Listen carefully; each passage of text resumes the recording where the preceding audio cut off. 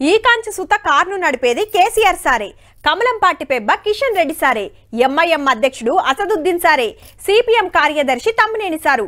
సిపిఐను నడిపేది Kunamneni Sambasiva Rao sir. BSP అధ్యక్షుడు Praveen sir. Telangana Janasamithi అధ్యక్షుడు కోదండరాం సారు. వైఎస్ఆర్టీపీ అధ్యక్షురాలు షర్మిలక్కే.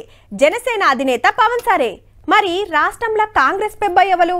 ఇప్పటికైతే రేవంత్ రెడ్డి సారే. అయితే కొత్త ముఖ్యమంత్రి వచ్చే కొత్త మంత్రులు వచ్చిరు. ఇక పార్టీకి కొత్త అధ్యక్షుడు ఇవ్వాలనే చర్చలు జోరుగా నడుస్తున్నాయి కాంగ్రెస్ పార్టీలో. నాకే ఇయ్యాలని, మా లీడర్ నే పెట్టాలని చాలా మంది పైరవులు చేస్తున్నా బీసీ లీడర్ కే ఇచ్చే ఛాన్స్ ఉందట. ఎందుకంటే రెడ్డి సామాజిక వర్గం లీడర్ సీఎం, దళిత సామాజిక వర్గం లీడర్ చిన్న సీఎం అయిండు కాబట్టి బీసీలకు కూడా ఒక పెద్ద పదవి ఇవ్వాలనే డిమాండ్ ఉంటది. ఈ లెక్కన చూస్తే ఎల్బీ నగర్ రోడ్న మధుయాష్కి సార్ పేరు బగ్గా వినబడుతుంది. మళ్ళా సీనియర్ లీడరు రాహుల్ సార్ కు దగ్గర.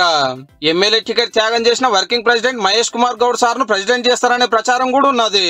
మంత్రి అయిన పున్న ప్రభాకర్ సార్ కూడా పీసీసీ సీట్ అడుగుతుండట. ఎమ్మెల్యేగా అసెంబ్లీకి రాలేకపోయిన అంజన్ కుమార్ యాదవ్ సార్ కూడా లైన్ లోనే ఉన్నాడట. లేలే కర్ణాటకలో చిన్న సీఎం గారే కాంగ్రెస్ అధ్యక్షుడు ఉన్నాడు కాబట్టి ఈడ కూడా నాకేయాలని బట్టి సార్ మాట.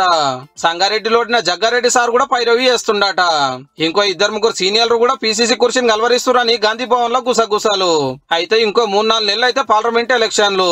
ఇప్పుడు కొత్త వాళ్ళకి ఇస్తే ఎట్లుంటదో ఏమో అని హైకమాండ్ ఆలోచన చేస్తుందట. కర్ణాటకలో పార్టీని గెలిపించిన పీసీసీ అధ్యక్షుడిని పార్లమెంట్ ఎలక్షన్ల దాకా ఉంచాలని డిసైడ్ చేశారు కాబట్టి మన కాడ కూడా అట్లనే ఉంటదని చాలా మంది చెప్తున్నమాట. ఇదే ఖాయమైతే ముఖ్యమంత్రిగా పీసీసీ అధ్యక్షుడిగా రేవంత్ రెడ్డి సారే ఉంటాడన్నట్టు.